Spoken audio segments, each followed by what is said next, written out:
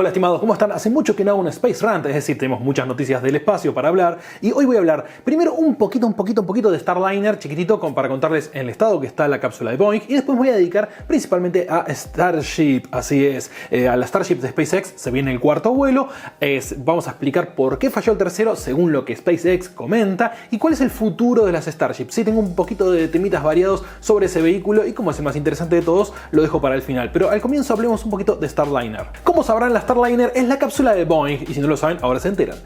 Una cápsula que ha llegado muy tarde, tuvo hasta ahora 2 vuelos de prueba mediocres, estamos hablando con muchos fallos que fue corrigiendo Boeing que tiene muchos problemas con todo lo referido a la fabricación, al criterio como empresa que están manejando para todo lo que es fabricar cosas para industria aeroespacial, pero especialmente para la aérea, no tanto para la espacial, pero en la espacial tienen sus problemas también. El mayor problema y el más común es que son un típico contratista del Estado en Estados Unidos y lo que hace es que los precios y los sobrecostes sean bestiales.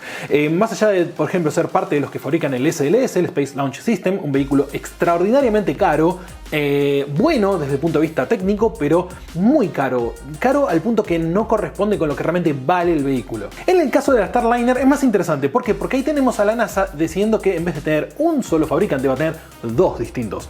Uno de ellos, Boeing, con un contrato con unos cuantos miles de millones de dólares, que era el, si se quiere, el habitual, el que uno esperaría, y el otro, el más distinto, el diferente en este caso, SpaceX. SpaceX ya viene volando la cápsula Dragon desde el 2020, es decir, lleva 4 años de ventaja y Boeing no lo alcanza. Esta es la diferencia de criterio y de coherencia y la mentalidad completa de una compañía con respecto a la otra. Una muy antigua, en la cual se maneja todavía en unos tiempos y en unas formas que no son los de hoy en día, vamos a aclararlo, ni tiene que ver con los presupuestos que la NASA maneja hoy en día. Así es que la Starliner hace un mes atrás tenía que lanzar lo que sería su tercer vuelo, por primera vez tripulado, y se canceló por un problema en una válvula en uno de los motores de la etapa superior. Algo muy raro que le pase a United Launch Alliance.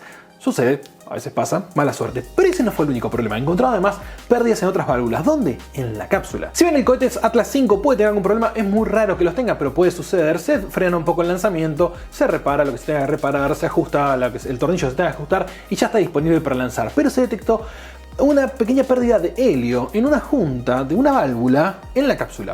Ahora bien, ¿qué es este helio? Bueno, para que entiendan un poco, la cápsula tiene unos 28 motorcitos pequeños que simplemente son una válvula que dispara gas, dispara helio, el cual es inerte, por ende no afecta a nada, no es combustión, es simplemente con un motor frío, de hecho se llama así motor frío, y lanza gas para distintos lugares para ir posicionando la cápsula. El problema en particular es que había una pérdida en una junta en una de estos 28 motores. La conclusión que sacaron en el momento fue, bueno, cancelemos el vuelo, no va a haber vuelo.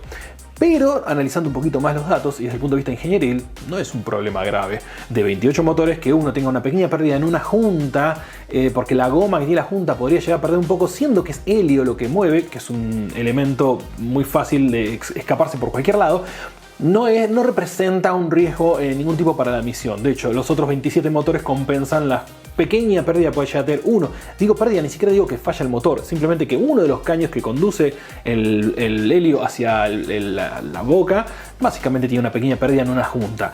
Sí, la verdad que es... Uno diría, bueno, por tan poco pararon un vuelo. Bueno, tengan en cuenta que cuando se hace una nave espacial para llevar a humanos, es totalmente distinto que para llevar un satélite. Si es un satélite y explota, pagará el seguro, si es que tenía seguro, y si no, bueno, es pérdida monetaria. Cuando muere gente en un accidente aeroespacial, el dinero se analiza de otra manera. No importa el coste, lo que importa es el coste político y obviamente de imagen, totalmente distinto. Sí, aunque no lo crean, el costo humano es irrelevante al punto final. El punto final es lo que le importa al público y lo que le importa al Congreso, que es el que pone el dinero. Al fin y al cabo, el público y el Congreso lo decide. Entonces, no podés tener ninguna falla cuando estás llevando gente al espacio. Si sos una empresa privada, podés tener algunas, pero ahí el mismo caso se da, en vez de ir hacia el Congreso, hacia los inversores, que dicen, no voy a poner plata en una nave espacial que explota y mata a la gente que lleva. Por eso también SpaceX trata de ser cuidadoso con lo que son los vuelos con gente, inclusive Blue Origin con sus turistas y Virgin, que es medio pero bueno, también tratan de no matar a nadie cuando lanzan gente al espacio. Distinto es en el caso de Rusia o China, que no tienen tanto problema con eso, pero tampoco es que se dé comúnmente. Porque sí, porque para todos sería un desprestigio muy grande que muriera gente. Así que Starliner, bueno, paciencia, ténganle paciencia. Ahora pasemos a hablar a un temita un poquito más interesante. Estamos a muy poco de que despegue la cuarta misión de prueba IFT de la Starship. Hablamos del Big Booster con la Starship arriba. Misiones que ya hemos visto los videos en su momento, como fueron los lanzamientos. El primero fue escandaloso con la rotura de todo el concreto que había ahí en la superficie, porque no tenía ningún sistema de supresión. El segundo y el tercero ya con sistema de supresión, en todos los casos explotando en distintas etapas. Pero se conoció al menos por qué es que el tercer vuelo tuvo problemas. Hasta el momento de la separación de las dos etapas todo funcionó correctamente como estaba calculado, lo cual es muy bueno porque significa que no solo se logró el despegue completo, el despejar la torre de lanzamiento, sino que además se logró la separación sin problemas. Inclusive el primer encendido de los 16 motores que tienen que encenderse cuando hace el frenado orbital funcionó. Lo que no funcionó en el Big Booster fue justamente el encendido cuando estaba descendiendo. En vez de encenderse los 16 motores, se encendieron 7 nada más, con lo cual dejó a los demás, bueno, sin encenderse. Hubo un problema ahí. Ese fue el primer problema. Y el segundo problema es, obviamente, cuando tiene que volver a encenderlos, ya no para frenarse, sino para descender al agua, porque este lanzamiento se hace en el agua, no aterriza en plataforma, sino que es en agua, porque se va a descartar la nave, pero simplemente quieren saber si funciona, porque por eso se hace en el mar. Bueno, obviamente no se encendieron todos los motores y a unos 450 metros se dejó de recibir señal, lo que significa que probablemente o cayó mucho más rápido de lo que se esperaba o, bueno, explotó en ese momento. ¿Por qué? Pérdidas, pero no pérdidas solamente, en este caso fue distinto, fue que se tapó una válvula. Usualmente tenemos pérdidas y que sean por las vibraciones y demás. Es un sistema de plomería muy complejo el que tiene la Starship. Son muchos caños, esto es el mismo problema que tuvo el N1 en el caso de los soviéticos, pero en este caso estamos hablando ya habiendo avanzado muchísimo la tecnología de materiales, se pueden controlar y mitigar. Es lo que se ha hecho en las etapas anteriores, en todas las pruebas que hubo antes. Pero ¿qué pasa? El oxígeno en el tanque tiene ciertas características como fluye, y uno de los problemas es que se tapó una de las válvulas que distribuye entre todos esos motores parte del oxígeno. Por ende, no se pudieron encender y se tapó. Y cuando hablamos se tapó completamente, el punto que la segunda vez tampoco enciende, y eso hace que se haya quedado sin energía. Y obviamente, si tenías planificado utilizar 16 motores para frenar o 13 y utilizas 6 o 7, no va a funcionar nunca, te vas a dar contra la tierra, y es exactamente lo que le pasó. Hicieron cambios en las válvulas esas, hicieron cambios en el tanque de oxígeno, todo esto para posibilitar que, bueno, en el próximo vuelo la Starship pueda tener un mejor futuro, al menos el booster pueda al menos alcanzar el mar. Cuando digo el mar, sí, de vuelta, van a aterrizarlo, una vez más va a ser un amerizaje, no se espera que aterrice en ningún lugar firme. Pero la idea es justamente ver, bueno, podemos llegar, podemos hacer un hover con esa bestia gigante, mantenerlo en el aire unos segundos hasta que toque el agua. Eso es lo que se va a analizar. Si toda la maniobra funciona, es decir, una vez que se separa, hace la maniobra de frenado, es decir, se inclina para encender los motores contra su dirección para frenar, después baja, enciende los motores de nuevo para bajar la velocidad supersónica, y después, en el momento de llegar a tierra o justo antes, enciende los motores de nuevo para amerizar, va a ser un éxito la misión. Obviamente es un vuelo suborbital. Tengan en cuenta una razón por qué esto es suborbital. SpaceX no se puede permitir dejar semejante mole de acero flotando en órbita baja. ¿Por qué? Porque es un peligro para todos los demás satélites que están en esa misma órbita. Muchos son los mismos de Starlink, sin ir muy lejos, pero principalmente porque esa cosa enorme no puede caer en cualquier lado. Uno tiene que tener control completo. Si uno lo hace orbitar el vuelo y deja en una órbita baja, pero lo deja en órbita y no logra retornar, no puede demostrar que ese vehículo enorme puede dar el giro, encender los motores y deorbitar, obviamente es un riesgo enorme para todos los satélites, para todos los países, porque eso puede caer en cualquier lado, perdés el control, y es lo que están tratando de evitar. Entonces es muy importante hacer el vuelito bajo. Yo sé que para algunos puede parecer una desilusión, llegó solo a 100 kilómetros, pero es muy poco. No, quédense tranquilos, la idea de las dos naves es que retornen, porque si no pueden retornar, sí, vamos a tener un problema. Ahora, ¿qué pasó con la Starship? En el caso de la Starship notamos en su vuelo anterior, en el vuelo número 3, que empezó a rotar descontroladamente. Tuvimos otro problema, en este caso fue en los motores de control de actitud, con lo cual no tenía realmente control sobre lo que estaba haciendo. Algo, bueno, que era muy obvio por lo que estábamos viendo, pero no se sabían los motivos. En el caso de estos motores es parecido, se han tapado ciertas válvulas, con lo cual, que puede haber sido por vibración o por las burbujas que haya tenido el combustible y el oxidante. El problema es que no tienen por ahí tantas cosas para mitigarlo. Sí van a hacer o agregar más controles, es decir, más motores de control para que, bueno, uno compense el que está fallando y tengas aún así la posibilidad de controlarlo. Tiene que ver mucho con las tuberías y con las bombas que se utilizan para esto. No es fácil porque en los primeros vehículos todo era mecánico y se han dado cuenta que con todo mecánico tenés el riesgo de que se traben. Si pasás a eléctrico, cada una es independiente del resto, por ende las bombas pueden y las válvulas pueden funcionar si no hay presión hidráulica, lo cual es muy conveniente, pero aumenta el peso. Entonces hay que elegir entre una cosa y la otra. Obviamente, como ya les dije, con el tema de orbitar esta nave, no quieren que quede flotando en el espacio, por ende no va a ser un vuelo alto, va a ser un vuelo similar. Lo único que se va a probar con la Starship es que sí, que pueda volver a encender los motores en el espacio, es decir, que tenga una doble ignición y además que pueda retornar en la misma posición. Probará el cuarto vuelo si las lajas que tienen térmicas funcionan y si funcionan mejor. Tengan en cuenta que en todas las pruebas anteriores se soltaron unas cuantas al punto de ser ya peligroso, es decir, el acero no puede transmitir el calor como lo puede hacer las lajas de cerámica. Por ende, veremos SpaceX qué haces con eso.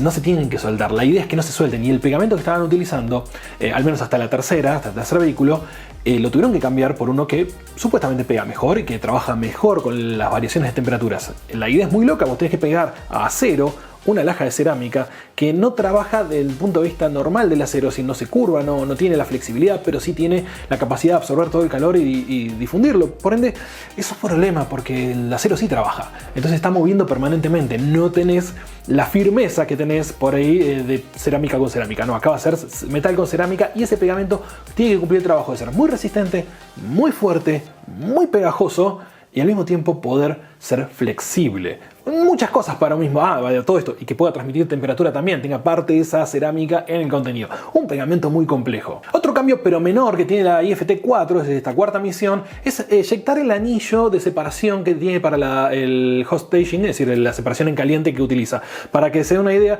en este momento, fue un cambio que hubo sobre Starship, tomaron la idea soviética de encender el motor de la etapa superior cuando todavía no se apagó el de la etapa inferior. Por ende, tiene una rejilla, que es la que por donde salen los gases de propulsión, para poder separarse, en vez de utilizar una catapulta como se utiliza con explosivos o con resortes o con lo que fuere, en frío, sin encender los motores y encender el motor después.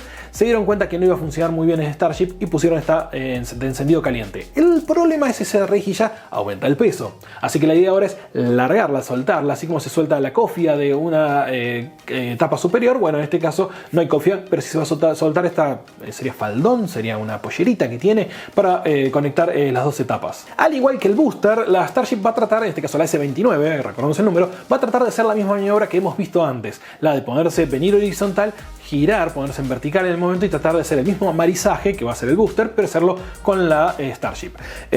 Poca probabilidad de éxito. No quiero ser mala onda, no quiero tirar abajo nada, pero es poca la probabilidad de éxito, al menos con que logre la reentrada y vuelva a transmitir señal de radio mientras está cayendo como un ladrillo. Yo creo que sería un éxito en este caso. Todavía falta mucho para que la misión sea primero orbital y después logre aterrizar. Son muchas cosas que se tienen que dar como para que eso funcione. Inclusive puede llegar a explotar todo en el lanzamiento por alguna válvula que falle, un motor que explote. Ya hemos visto que han mejorado muchísimo en ese sentido porque no falló ningún motor en los últimos dos lanzamientos comparado con el primero, que fue caótico, y eso ya es una gran ventaja. Lograr tener 33 motores Raptor funcionando al mismo tiempo es maravilloso. Muy difícil de lograr, y lo han logrado con una iteración muy rápida. Es decir, si tirábamos este trabajo a Boeing, iba a tardar unos 50 años en hacerlo, se moría la gente que lo estaba desarrollando. En este caso de SpaceX lo están haciendo en el transcurso de muy pocos años, con lo cual es sorprendente. Un dato no menor, esta Starship que tenemos ahora, que estamos viendo, puede poner solamente en órbita baja unas 50 toneladas. Significa que es muy por debajo de lo de un Falcon Heavy. Digamos, hey, ok, Elon Musk, ¿qué pasó aquí? Esto no es lo que nos habías prometido, nos habías prometido más de 100 toneladas. ¿Por qué solo estamos pudiendo poner 50 y ni siquiera es útil todavía, no funciona completamente? Bueno, hay varias cosas por las cuales esto no estaría funcionando como esperaba, pero no es para todavía alarmarse. Hay planes para las siguientes Starship. Esta en particular no va a tener la capacidad que se esperaba. Hay una cuestión muy diferente entre una cosa y la otra. El Falcon Heavy solo recoge y recupera los boosters, pero no la etapa superior. La etapa superior queda en el espacio, salvo la cápsula Dragon, pero si quieren toda la segunda etapa, queda en el espacio. Por ende, no son comparables en el sentido que son dos perfiles de vuelo totalmente distintos. Estamos hablando de uno que se recupera completamente todo el equipamiento y otra en la cual se recupera solamente una pequeña parte, si se quiere la más barata, porque los Falcon 9 son baratos dentro de todo, tiene pocos motores en comparación con una Starship, entonces sí, son más livianos y más fáciles de recuperar. Inclusive están súper probados. Hoy en día tenemos varios de los lanzadores que hicieron más de 20 vuelos es súper rentable. Lo que tiene que lograr SpaceX es lo mismo con Starship, con los boosters principalmente, pero la Starship también se tiene que recuperar completamente. Los motores han quedado cortos e inclusive la cantidad de combustible se ha quedado corta con respecto a lo que se necesita en la realidad. Esto tiene que ver con mucho peso añadido que va teniendo la plataforma en la medida que van agregando más filtros para que el combustible no falle, para que las válvulas funcionen mejor. Entonces, válvulas no hidráulicas sino eléctricas, todo ese tipo de cosas han aumentado el peso. Por ende, hay planes para la Starship 2 y la Starship 3. Bueno, y obviamente van a ser más grandes estas Starship. Ya la Starship 2 planea, es así, va a ser la que va a llevar 100 toneladas a órbita, y la Starship 3 la que va a llevar 200 o más, supuestamente, a órbita. Es mucho pedir. La diferencia está obviamente en el cambio tanto de la cantidad de combustible que llevan como la potencia que tienen que tener. Por ejemplo, vamos a pasar de 3.300 toneladas a 3.600 toneladas para después pasar a unas 4.050 toneladas de propelente. Es una diferencia importante, no es un porcentaje menor, ya cuando tenemos un 20% más en el último caso es bastante. La Starship va a pasar de 1.200 toneladas a 1.500 toneladas a 2.300 toneladas. Es decir, es un crecimiento muy grande de tamaño. Esto implica que el empuje que tienen que tener los motores de 1.250 toneladas que tiene ahora va a tener que pasar a unos más o menos 2.700. Esto sería en tonelada fuerza para tener la media. Es bastante más de lo que tienen actualmente los motores. No solo eso, es decir, el vehículo va a pasar de unos 120 metros a unos 150 metros de alto. Estamos hablando de un vehículo mucho más grande, lo cual tiene lógica. Necesitas meter ese combustible en algún lugar, no hay más lugar, hay que hacerlo cada vez más largo. Esto me recuerda al proyecto original que tenía SpaceX con la Starship, cuando se llamaba el Big Fucking Booster en su momento. Que justamente era esto mismo, es decir, era mucho más grande, era mucho más ancho inclusive, en este caso no va a aumentar el diámetro, pero sí va a aumentar el largo del vehículo, porque bueno, no alcanza para lo que están haciendo, y los nuevos motores van a tener que sí o sí funcionar en un régimen mucho más alto que los actuales. La evolución de los Raptor no sea solamente en la simplificación que tiene el motor, sino que además esa simplificación tiene que reducir el peso y tiene que aumentar la potencia capaz. Por ende es la presión que uno tiene por dentro de la campana, es decir, lo que tiene que aumentar. Esa cámara de combustión tiene que poder largar una cantidad de combustible a una velocidad súper acelerada, pero además tiene que poder resistir esa explosión permanente que es una reacción del combustible inflamándose. Es muy complejo de lograr porque hay límites que la materia tiene, es decir, los materiales que utilizamos tienen límites. Sin embargo, han logrado llevarlo a un punto en el cual se puede dar el paso siguiente y el paso siguiente. Son pequeños cambios, me recuerda mucho a cómo se mejoran los motores de Fórmula 1, por ejemplo, en el cual pequeños cambios te dan una microdécima de segundo más y eso es muy bueno. Es decir, cada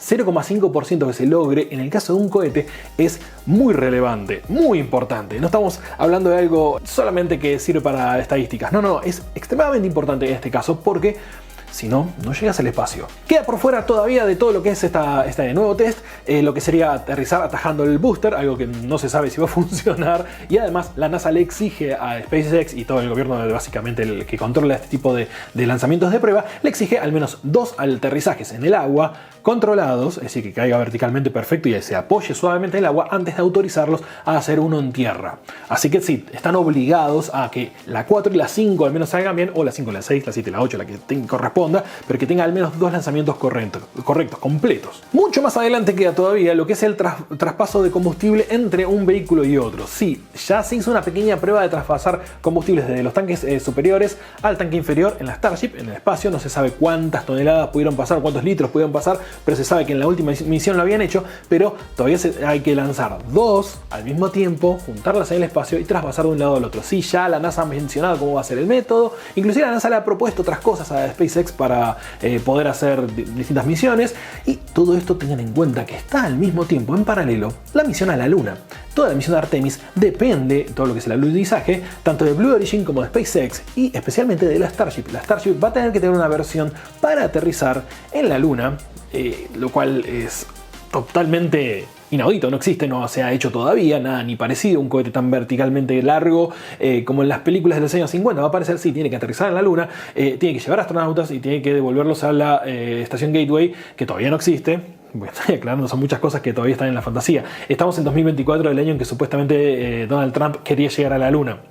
noten que no ha sucedido eso. Pero bueno, al menos vamos en ritmo para lograrlo, no sé, en 2036, algo por el estilo, supongo yo. La NASA tiene otros tiempos. Pero bueno, SpaceX tiene que cumplir en este caso. No es lo mismo trabajar para la NASA que trabajar para SpaceX solamente. Es decir, ok, la Starship parecería un proyecto privado, pero no se olviden que parte del dinero que funda todo este proyecto viene de la NASA para la misión Artemis. No es dinero del bolsillo de Elon Musk solamente. Y además está la promesa de poder llevar grandes cargas al espacio. Que eso sí, los inversores han puesto dinero para tratar de conseguir eso de parte de SpaceX. Todavía no se ha conseguido. No estoy diciendo que no se va a conseguir, estoy diciendo que, ok, el tiempo va pasando y Elon Musk tiene que entregar. Y una de las cosas que podría darle mucho más espacio es que la misión 4, que será en estos días, logre su objetivo, al menos su objetivo primario. Y eso ya va a abrir un montón de puertas y va a aflojar un poco la tensión dentro de la NASA, dentro de los clientes y dentro de los inversores. Y le va a abrir el camino a, hey, miren, yo puedo y ustedes no. Que es una de las cosas que ha ido demostrando paso a paso contra todos los contratistas privados. Sí, no les ha ido bien. Boeing es el mejor ejemplo, por eso arranqué con la Starliner, para que vean la diferencia que hay. Starliner está todavía con una cápsula tradicional para llevar unos pocos astronautas a la Estación Espacial Internacional en órbita baja, y todo lo demás le queda a SpaceX. Todavía ni siquiera vimos, por ejemplo, a Blue Origin y su gran cohete New Glenn si puede volar o no, en teoría este año, pero no lo sabemos todavía porque no han podido hacer ni un vuelo de prueba. Siguen testeando los motores, que ha sido muy complejo de lograr que funcionaran. Inclusive con el United Launch Alliance los necesitaba para el Vulcan, que ahora los tiene, pero tampoco tiene tantos motores como para jugar. Sí, es complejo hacer motores de esta tasa de potencia, de estas capacidades. SpaceX de alguna forma encontró el truco y lo está haciendo muy bien.